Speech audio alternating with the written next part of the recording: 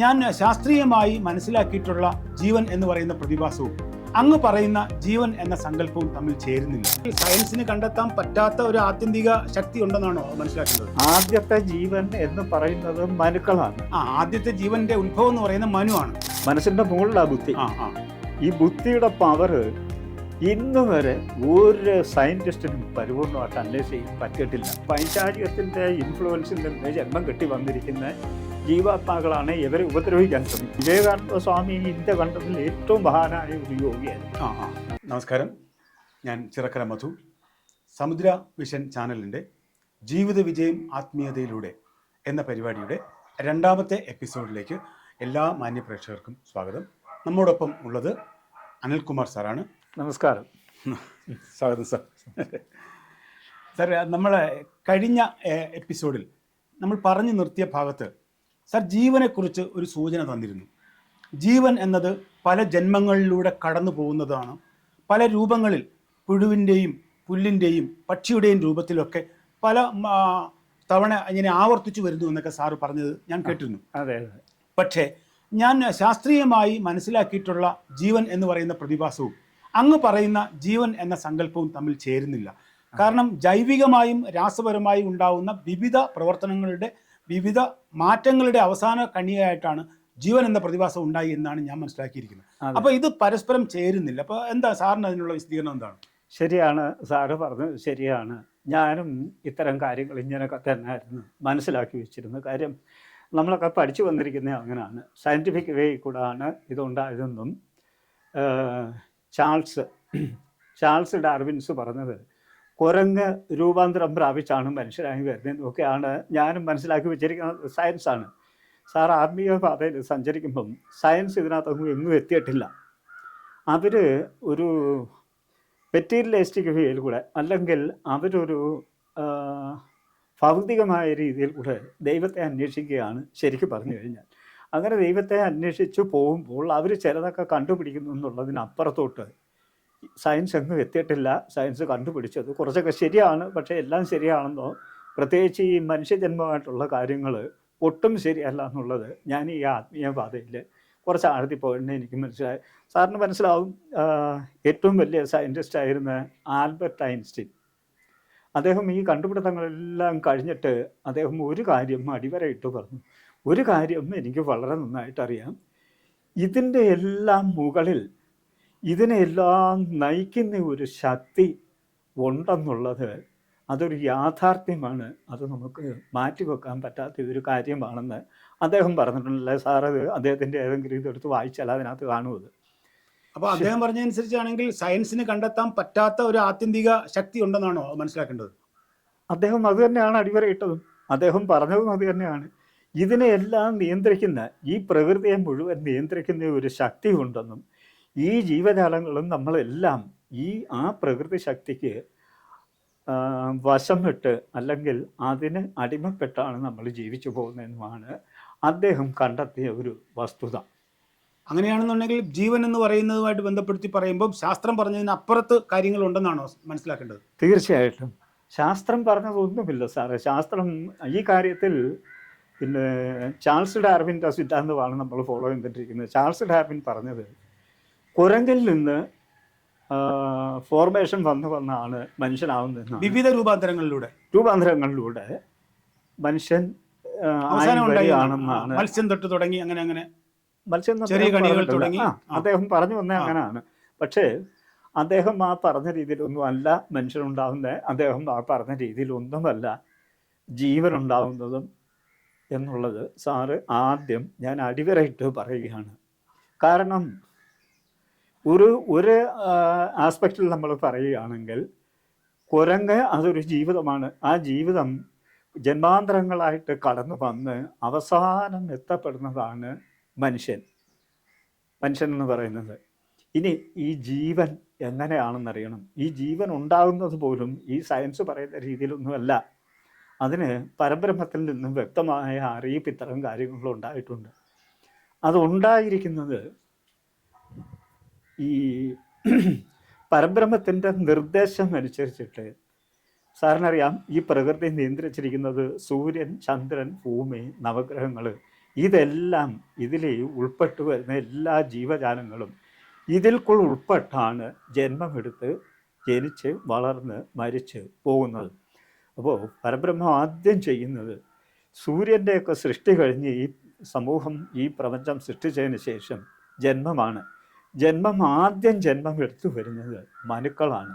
മനുക്കളെ പരബ്രഹ്മത്തിൻ്റെ രൂപത്തിൽ പരബ്രഹ്മം സൃഷ്ടിച്ചിട്ട് പറയുന്ന അനുസരിച്ച് ജീവന് മുമ്പുള്ള കാര്യങ്ങളാണ് സാർ പറയുന്നത്. ജീവൻ മുമ്പ് ആദ്യത്തെ ജീവൻ എന്ന് പറയുന്നത് മുമ്പുള്ള കാര്യമാണ് സാർ പറയുന്നത്. തീർച്ചയായും മുമ്പല്ല, ആദ്യത്തെ ജീവൻ എന്ന് പറയുന്നത് മനുക്കളാണ്. ആദ്യത്തെ ജീവന്റെ ഉത്ഭവം എന്ന് പറയുന്നത് മനുവാണ്. മനുവിൽ കൂടാണ് ബാക്കി ഉത്ഭവങ്ങളെല്ലാം നടന്നിരിക്കുന്നത്. ആ ഉത്ഭവം നടക്കുന്നത് ഈ ദിവസങ്ങളിൽ, അതിന് ദിവസങ്ങൾ തന്നെ വ്യത്യാസമുണ്ട്. ഇപ്പോൾ പൗർണമി ദിവസം എന്ന് പറഞ്ഞാൽ ഭൂമിയിൽ ഏറ്റവും നല്ല ദിവസം എന്ന് പറയുന്നത് പൗർണമി ദിവസമാണ്. അതിൻ്റെ പുണ്യം ബാക്കിയുള്ള ദിനങ്ങളിലോട്ട് പോകുമ്പോൾ കുറഞ്ഞു വന്നുകൊണ്ടിരിക്കും.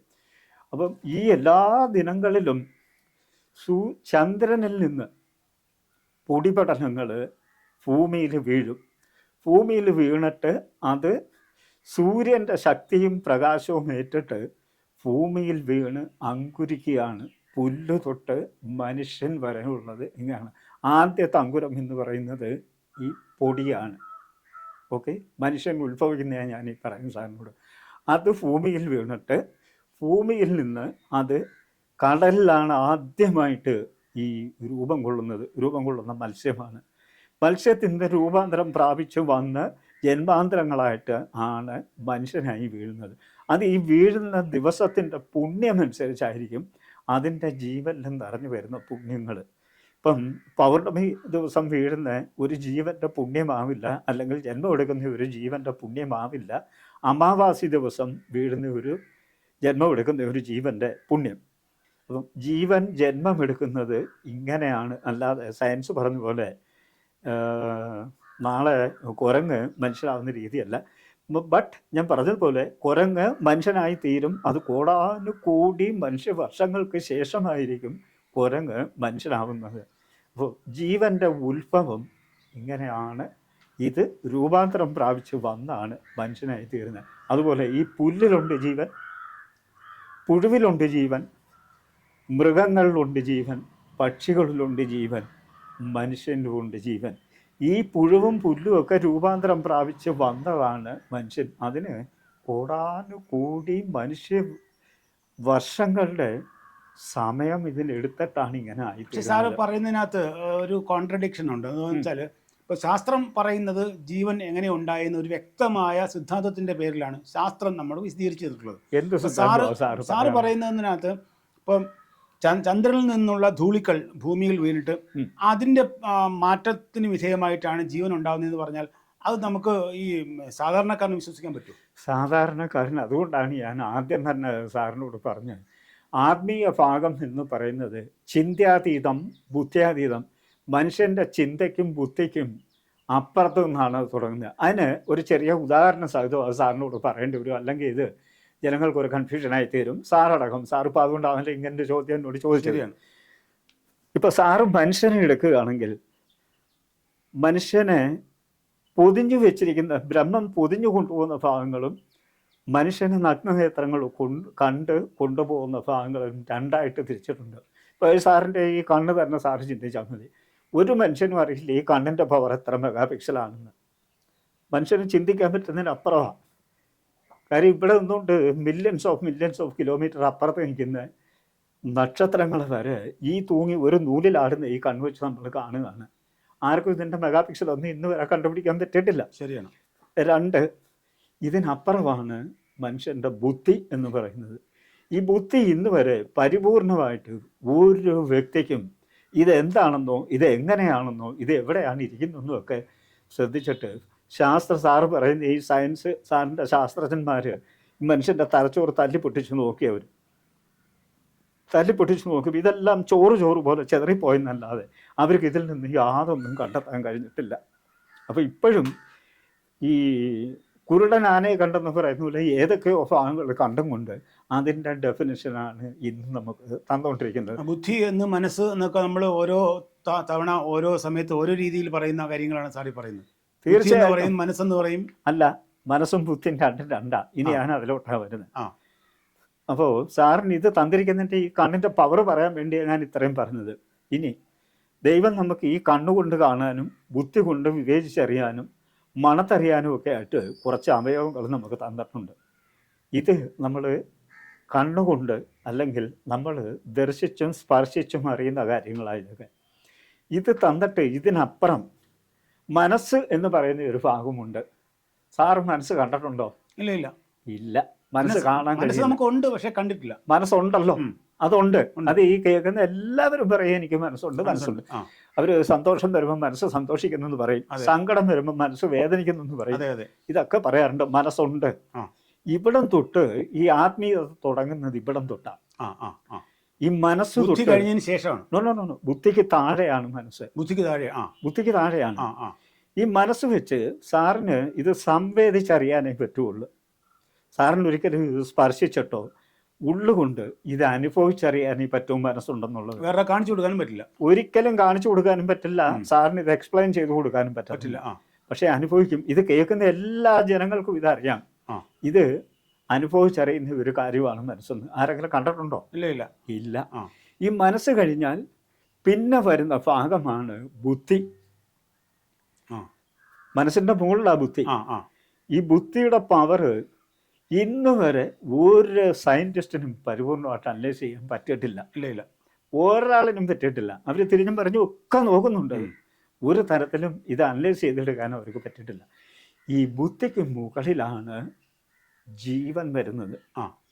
അപ്പോൾ ഒരു മനുഷ്യന് കൊടുക്കാവുന്ന ഏറ്റവും ഉയർന്ന തലം എന്ന് പറയുന്നത് ഭൗതിക തലമാണ്. ദൈവം തന്നിരിക്കുന്നത് ഈ ബുദ്ധി കൊണ്ടാണ് ഈ മനുഷ്യൻ ഈ റോക്കറ്റ് വിടുന്നതും കാണിക്കുന്നതും പിടിക്കുന്നതും എല്ലാം ഈ ഭൗതിക തലത്തിനകത്ത് നിർത്തിക്കൊണ്ടാണ്. അതേ ഉള്ളൂ. അതിന് മുകളിലാണ് ഈ ജീവൻ എന്ന് പറയുന്നത് വരുന്നത്. അപ്പോൾ മനുഷ്യൻ ഒരിക്കലും നഗ്നനേത്രങ്ങൾ കൊണ്ട് ദർശിച്ചോ അല്ലെങ്കിൽ അവൻ്റെ ഇന്ദ്രിയങ്ങൾ കൊണ്ട് മനസ്സിലാക്കാനോ പറ്റാത്ത ഒരു സാധനമാണ് അല്ലെങ്കിൽ ഒരു ഭാവമാണ് ജീവൻ എന്ന് പറയുന്നത്. അപ്പൊ നമ്മുടെ ബുദ്ധിയുടെ അവസാനം കഴിഞ്ഞിട്ടാണ് ജീവന്റെ തുടക്കം വരുന്നത്. ജീവൻ ബുദ്ധി കൊണ്ട് തിരിച്ചറിയാൻ കഴിയില്ല എന്നാണ് സാർ പറയുന്നത്. എക്സാക്ട്ലി. ബുദ്ധി കൊണ്ടോ മനസ്സുകൊണ്ടോ സാറിനല്ല ഒരു വ്യക്തിക്കും ജീവനെ തിരിച്ചറിയാൻ പറ്റില്ല. ഈ ജീവന്റെ എത്രയോ മടങ്ങ് നമ്മൾ ഇന്ന് കണക്ക് കൂട്ടുന്ന ട്രില്യൻസ് ആണ്. ആ ഒരു ട്രില്യൻസിൻ്റെ കണക്കെടുത്താൽ പോലും അതിൽ എത്രയോ ട്രില്യൻസ് മടങ്ങ് മുകളിലാണ് ഈ പരബ്രഹ്മം എന്ന് പറയുന്ന ശക്തിയുള്ളത്. ജീവന്റെ ഒക്കെ വളരെ മുകളിൽ ഭയങ്കര ആ ട്രില്യൻസ് എന്ന് ഞാൻ പറഞ്ഞ ഇതിന്റെ വ്യാപ്തി മനസ്സിലാക്കാൻ വേണ്ടി ഞാൻ പറഞ്ഞത്. അത്ര അകലത്തിൽ, അത്ര ഉയരത്തിലാണ്, അത്ര അകലത്തിലാണ് മനുഷ്യനും പരബ്രഹ്മമായിട്ടുള്ള അകലം ഇത്രയും ഉണ്ട്. ഈ മനുഷ്യനാണ് ഇവിടെ ഇരുന്നും കൊണ്ട് അവൻ്റെ ഭൗതിക തലത്തിലും അല്ലെങ്കിൽ അവൻ്റെ മാനസിക തലത്തിൽ കൂടിയിട്ട് ഉപയോഗിച്ച് ജീവനെയും ദൈവത്തിനെയും ബ്രഹ്മത്തിനെയും ഒക്കെ അങ്ങ് വിലയിരുത്തുകയാണ്, അളക്കാൻ ശ്രമിക്കുകയല്ല, അളന്നു പോവുകയാണ്. അതാണ് അന്നും പറഞ്ഞത്. വീണ്ടും പറയാൻ ആഗ്രഹിക്കുകയാണ്. ബുദ്ധ്യാതീതം ചിന്താതീതം. മനുഷ്യ ബുദ്ധിക്കോ മനുഷ്യന്റെ കഴിവിനോ അതീതമാണ് ജീവൻ പോലും. ജീവന്റെയൊക്കെ വളരെ മുകളിലാണ് പരബ്രഹ്മം എന്ന് പറയുന്നത്. എന്നാൽ ഇത് അപ്പൊ പിന്നെ സാറിന് വേറൊരു ചോദ്യം വരാം. അപ്പൊ പിന്നെ എങ്ങനെയാണ് അറിയാൻ പറ്റുക എന്നുള്ളത്? ഇത് അറിയാൻ പറ്റും.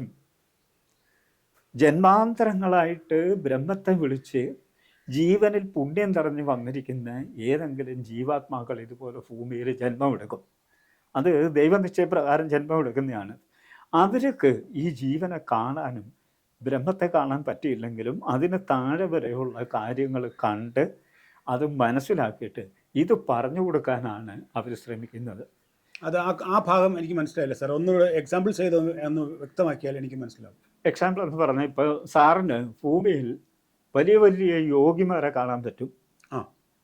സാധാരണ രീതിയിൽ മഹാത്മാക്കൾ നമ്മൾ പറയുന്ന മഹാത്മാക്കൾ അവർ മഹാത്മാക്കൾ തന്നെയാണ്. ഈ മഹാത്മാക്കൾ സാധാരണ രീതിയിൽ ആ ഒരു ലെവലിലൊന്നും എത്തിയാൽ അവർ ഈ ജനങ്ങളുടെ ഇടയിലോട്ട് ഇറങ്ങി വരില്ല.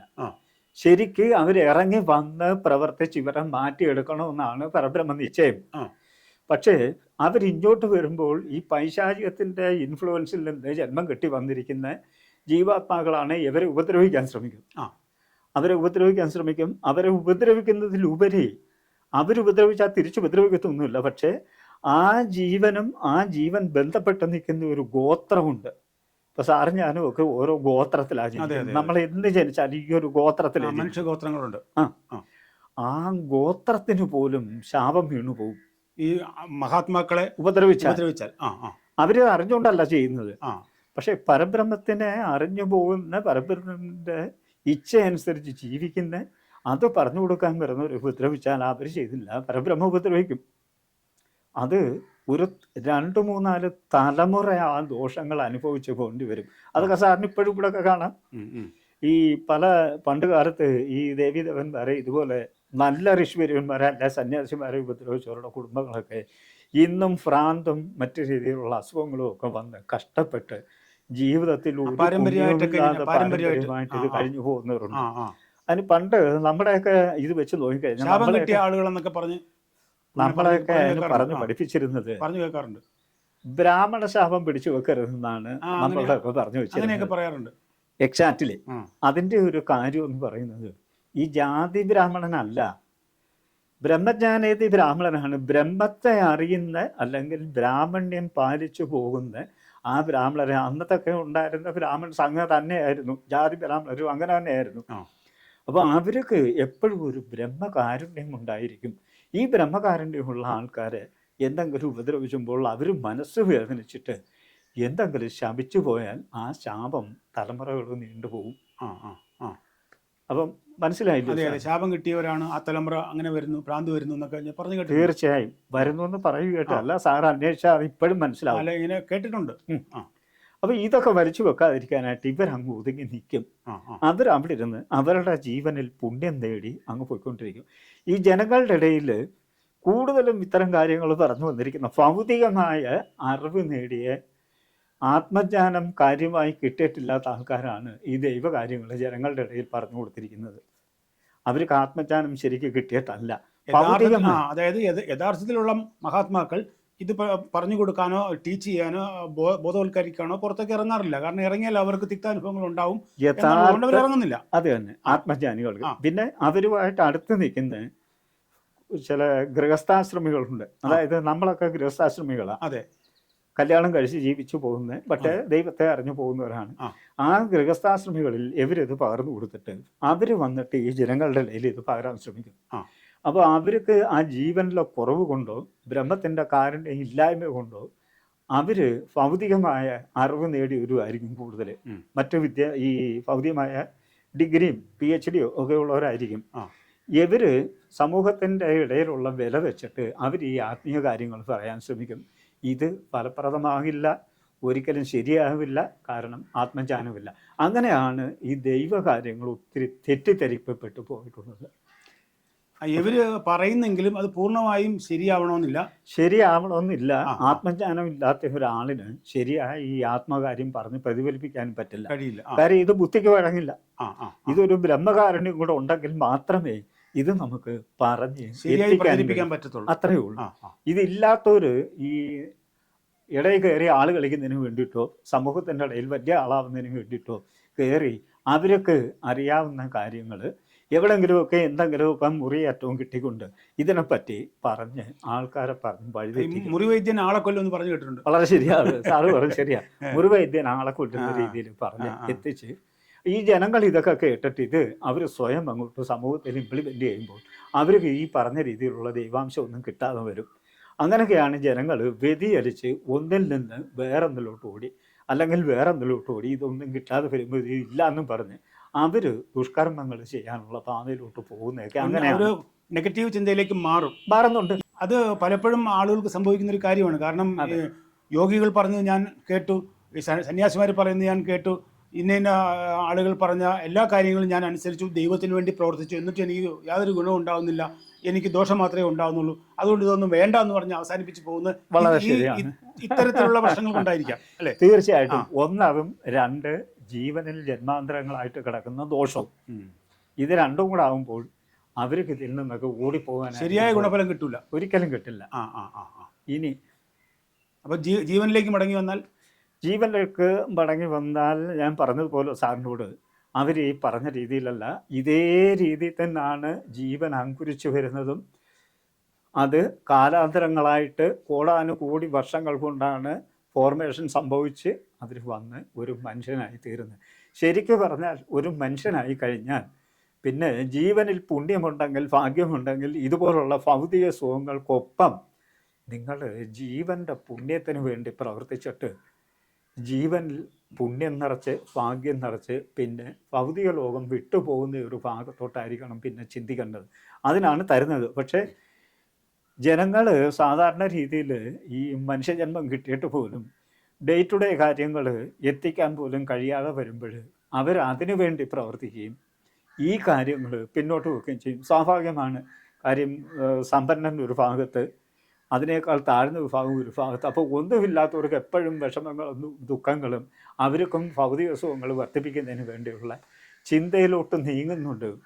ഈ ജീവന് കിട്ടിയിരിക്കുന്ന അല്ലെങ്കിൽ ജീവനിൽ അടങ്ങിയിരിക്കുന്ന ദോഷങ്ങൾ മാറ്റി പുണ്യപ്പെടുത്തി എടുക്കാൻ അവർ ചിന്തിക്കാറില്ല.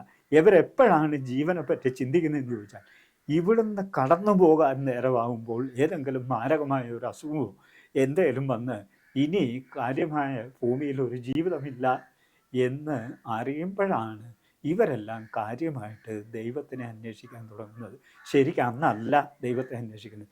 ഒരു ജീവൻ ഓർമ്മ വെക്കുന്ന കാലം തൊട്ട് മരിക്കുന്ന സമയം വരെ വേണ്ടതൊന്നാണ് ദൈവചിന്ത. ചുരുക്കി പറഞ്ഞാൽ നമുക്ക് ഭൂമിയിൽ ജനിക്കാൻ കഴിഞ്ഞു എന്ന് പറയുന്നത് തന്നെ ഒരു വലിയ അനുഗ്രഹമാണ്.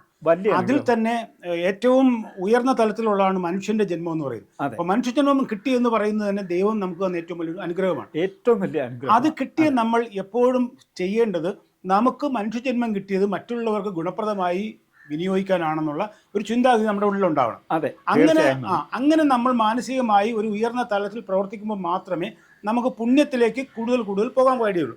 അങ്ങനെ വരുമ്പോഴേ നമ്മളെ ഭാഗ്യം തേടി വരികയുള്ളൂ. ഭാഗ്യം തേടി വരുന്ന സാറിന് മാത്രമല്ല, സാറിൻ്റെ കുടുംബാംഗങ്ങൾക്കും മൊത്തം സാറിനോട് അസോസിയേറ്റ് ചെയ്ത് നിൽക്കുന്ന ആൾക്കാർക്ക് ആ ഒരു ഗുണം അവരിലോട്ട് പകരുകയും ആ ഗുണം അവർ പകർത്തുകയും അതിൻ്റെ ഗുണം അവർക്കും അവരുടെ സമൂഹത്തിനും അവരുടെ സന്താനത്തിനും അവരുടെ സന്താന പരമ്പരകൾക്കും വന്നുകൊണ്ടിരിക്കും. ഒരുപക്ഷെ നമ്മൾ ഏറ്റവും സാമ്പത്തികമായി ഏറ്റവും കുറഞ്ഞ ഒരു നിലയിൽ നിൽക്കുന്ന ആളാണെങ്കിൽ പോലും നമുക്ക് ഈ ഒരു ചിന്താഗതി വരികയാണെങ്കിൽ, അതായത് എനിക്ക് മനുഷ്യജന്മം കിട്ടിയത് തന്നെ ദൈവം തന്ന വലിയൊരു ഭാഗ്യമാണല്ലോ എന്ന ചിന്താഗതി ഉണ്ടെങ്കിൽ നമുക്ക് എന്ത് കഷ്ടപ്പാടും എന്ത് ദുരിതവും ഉണ്ടെങ്കിലും അതിനെ മറന്നുകൊണ്ട് നമുക്കൊരു പുതിയ ഒരു ചിന്താഗതിയിലേക്ക് പോയാൽ എനിക്ക് ചെയ്യാവുന്ന കാര്യങ്ങൾ, ഇപ്പോൾ ഞാൻ ഏറ്റവും സാമ്പത്തികമായി കുറഞ്ഞ ഒരാളാണെങ്കിൽ പോലും എനിക്ക് ചെയ്യാൻ കഴിയും. സാമ്പത്തികം അല്ലാതെ ചെയ്യാൻ കഴിയുമല്ലോ. മറ്റുള്ളവരെ സഹായിക്കാൻ സമ്പത്ത് വേണമെന്നില്ലല്ലോ. നമുക്കൊരു വാക്കുകൊണ്ട് ഒരാളെ സഹായിക്കാൻ പറ്റും, ഒരു പ്രവൃത്തി കൊണ്ട് സഹായിക്കാൻ പറ്റും. അപ്പൊ ആ രീതിയിലേക്ക് നമ്മുടെ മൈൻഡ് സെറ്റ്, നമ്മുടെ മാനസിക നില മാറിയെടുക്കുകയാണെങ്കിൽ തീർച്ചയായിട്ടും ഈ നെഗറ്റീവ് ചിന്താഗതികൾ പോയിട്ട് എനിക്ക് ഭാഗ്യം വന്നില്ലല്ലോ എന്നുള്ള കരച്ചിൽ മാറിയിട്ട് എനിക്ക് വന്നതാണ് ഭാഗ്യം, ഈ കിട്ടിയതാണ് ഭാഗ്യം എന്നുള്ള ചിന്താഗതി വന്നാൽ കാര്യങ്ങൾ മാറി വരില്ലേ? അങ്ങനെ ചിന്തിച്ചുകൊണ്ട് അവർ പ്രവർത്തിച്ച് ദൈവത്തെയും പ്രാർത്ഥിച്ച് പോയി കഴിഞ്ഞാൽ ഒരു സംശയവുമില്ല അതിന് മാറ്റം വരും. അതിന് സാറിന് എന്നെ എടുക്കാം. ഞാനൊരു തെറ്റില്ലാത്ത ഒരു ചുറ്റുപാടിൽ ജനിച്ച് തകർന്നു പോയിട്ട് ഞാൻ ഈ ആത്മീയ പാത വലിച്ചെറിഞ്ഞിട്ട് അവസാനം തിരിച്ച് ഞാൻ ഇത് തന്നെയാണല്ലേ വഴി എന്ന് ചിന്തിച്ച് അതിനെപ്പറ്റി അന്വേഷിച്ച് കയറി വന്നു. ഈ പറഞ്ഞ കാര്യങ്ങൾ ഇന്ന് വേറൊരാളുടെ മുമ്പിൽ കഴിഞ്ഞിട്ട് ഒരവസ്ഥയില്ലാത്ത രീതിയിൽ ദൈവം ഇന്ന് എന്നെ എത്തിച്ചിട്ടുണ്ട്. ഒരു പുണ്യപാതയിലേക്ക് എത്തിച്ചു. പുണ്യത്തിലും എത്തിച്ചു. ആ പുണ്യം എനിക്ക് ഭാഗ്യമായിട്ട് കൺവെർട്ട് ചെയ്ത് വന്നിട്ടുണ്ട്. ആ പുണ്യം നമുക്ക് ഭാഗ്യം തരികയും ചെയ്തു. പുണ്യമാണ് ഭാഗ്യം, വേറെ തരേണ്ടത് ദൈവമാണ്. അതാണ് തിരിച്ചറിവ്. സാർ ഇപ്പൊ പറഞ്ഞതാണ് യഥാർത്ഥത്തിൽ ഒരു മറ്റു മനുഷ്യർക്ക് വരേണ്ട തിരിച്ചറിവ്. അതായത് പുണ്യമാണ് ഭാഗ്യം കൊണ്ടുവരുന്നത്. അല്ലാതെ തുടർച്ചയായിട്ട് ഈശ്വരനെ പ്രാർത്ഥിച്ചുകൊണ്ടിരുന്നു എന്ന് വിചാരിച്ച് ഭാഗ്യം വരില്ല. നമ്മുടെ പ്രവൃത്തിയാണ് പുണ്യം തരുന്നത്, പുണ്യമാണ് ഭാഗ്യം തരുന്നത്. ഈ ഒരു കണക്ഷൻ നമുക്കൊരു ജോലി, നമ്മളൊരു കർമ്മം ഈശ്വരൻ കൽപ്പിച്ചിട്ടുണ്ട്. അത് പ്രധാനപ്പെട്ട ഒരു കാര്യമാണ്. അതായത് നമ്മുടെ പുണ്യപ്രവൃത്തികൾ, പുണ്യം വരണം എന്നുണ്ടെങ്കിൽ പുണ്യപ്രവൃത്തികൾ വേണം. പുണ്യപ്രവൃത്തിയുടെ ഒരു ഭാഗം എന്ന് പറയുന്നത് നമ്മുടെ കർമ്മമാണ്. കർമ്മവും അതോടൊപ്പം പ്രാർത്ഥനയും. കർമ്മത്തിനൊപ്പം പ്രാർത്ഥനയുമാണ്. അതാണ് കൃഷ്ണൻ പറഞ്ഞത്. നിനക്ക് ഭാഗ്യമുണ്ട്, നിന്റെ ജീവനിൽ ഭാഗ്യമുണ്ടെന്ന് കരുതി നീ എവിടെങ്കിലും ഇരുന്ന് കഴിഞ്ഞാൽ ഈ ഭാഗ്യം ഒന്നും കിട്ടത്തില്ല. നിന്റെ ഭാഗ്യം നിനക്ക് അനുഭവവേദ്യമാകണമെങ്കിൽ കർമ്മം, നീ കർമ്മം ചെയ്യണം. ആ അതുകൊണ്ടല്ലേ പണ്ട് നോക്കൂ, സന്യാസിമാരൊക്കെ കഠിനമായ കർമ്മം ചെയ്തിരുന്നു. സാർ എപ്പോഴെങ്കിലും ഇത് കിട്ടുന്നെങ്കിൽ ആ ബേലൂർ മഠത്തിലൊന്ന് പോകണം, ആ ആ രാമകൃഷ്ണാശ്രമത്തിന്റെ. ആശ്രമത്തിൽ അവർ 10-12 മണിക്കൂർ അവിടുത്തെ സന്യാസി വര്യന്മാർ കർമ്മം ചെയ്യുക. അവർക്ക് ആവശ്യമുള്ള ആഹാര പദാർത്ഥങ്ങളെല്ലാം അവര് തന്നെ കൃഷി ചെയ്യുന്നു. അതുപോലെ എല്ലാ മഠങ്ങളിലും ഇപ്പൊ ശാന്തിരി, ഞാൻ പരബ്രഹ്മത്തിന്റെ സന്നിധിയാണത്. അവിടെ പോലും സന്യാസി വര്യന്മാരാണ് അവിടെ എല്ലാ കാര്യത്തിനും ഇറങ്ങുന്നത്. ധ്യാനത്തിന് ഇടയ്ക്ക് ഉള്ള സമയത്ത് അവർ കർമ്മം ചെയ്യാണ്, അവരുടെ കാര്യങ്ങൾ ചെയ്യാണ്. ധ്യാനം ഒരു ഭാഗം മാത്രമേ, ജീവിതത്തിന്റെ ഭാഗം മാത്രമാണ് ധ്യാനവും പൂജയും മറ്റു കാര്യങ്ങളെല്ലാം. ഇതൊക്കെ ഒരു ഭാഗമാണ്. കർമ്മമാണ് അതിൽ ഏറ്റവും പ്രധാനമായിട്ടുള്ളത്.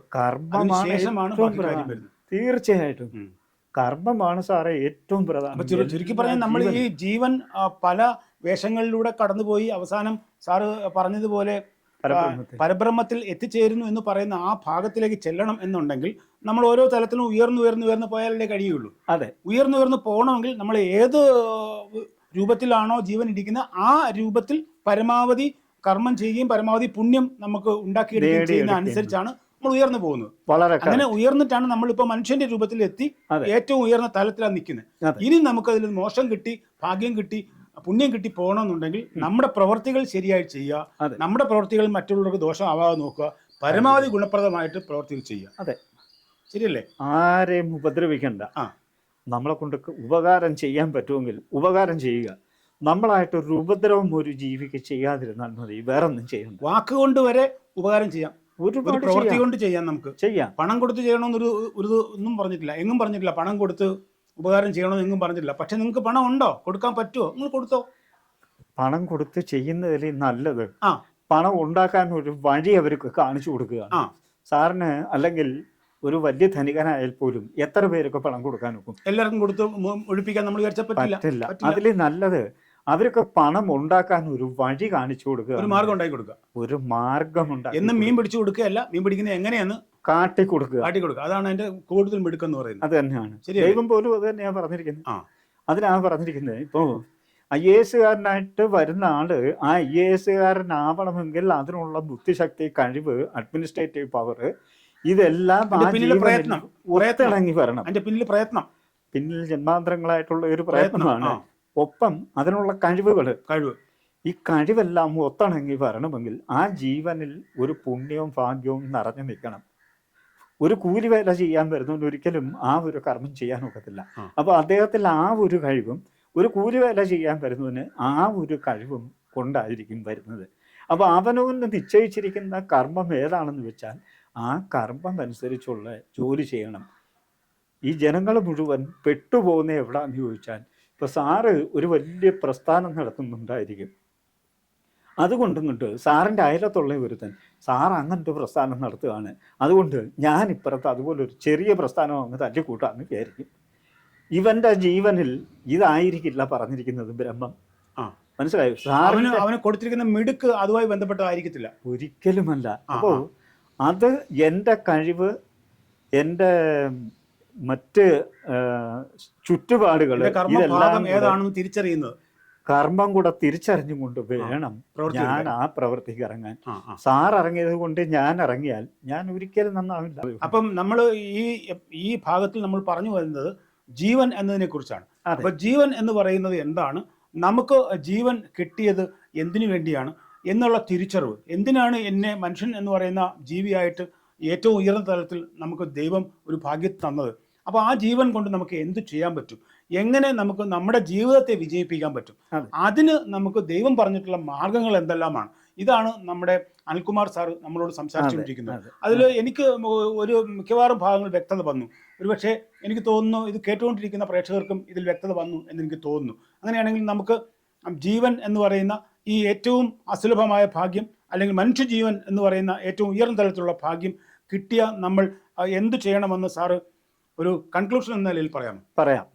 ജനങ്ങൾ അവനവന് കിട്ടിയിരിക്കുന്ന കഴിവും സാഹചര്യങ്ങളും എല്ലാം വെച്ചിട്ട് അവനവന് ഉതകുന്ന രീതിയിലുള്ള കർമ്മം ചെയ്ത്, ജോലി ചെയ്ത്, ആർക്കും ഉപദ്രവമില്ലാത്ത രീതിയിൽ ജോലി ചെയ്ത് ജീവിച്ച് ദൈവത്തിൽ അർപ്പിച്ച് പോവുകയാണെങ്കിൽ അവരുടെ ജീവന് പുണ്യമുണ്ടാവും, അവർക്ക് ജീവിതത്തിൽ ഉയർച്ചയുണ്ടാവും, അവരുടെ തലമുറ രക്ഷപ്പെടും. പക്ഷേ നിങ്ങൾ വിളിക്കുന്ന ഇന്ന് കലികാലമായതുകൊണ്ട് കലിയിൽ ആരെ വിളിക്കണമെന്നും ഏത് ദൈവത്തിനെ വിളിക്കണമെന്നും ഒക്കെ അറിഞ്ഞിട്ട് അത് അറിഞ്ഞും കൂടെ വേണം വിളിക്കേണ്ടത്. ഇല്ലെങ്കിൽ ഇന്ന് ഹിന്ദുമതത്തിന് സംഭവിച്ചിരിക്കുന്ന അപജയം പോലെ നിങ്ങൾക്കും സംഭവിച്ചുകൊണ്ടിരിക്കും.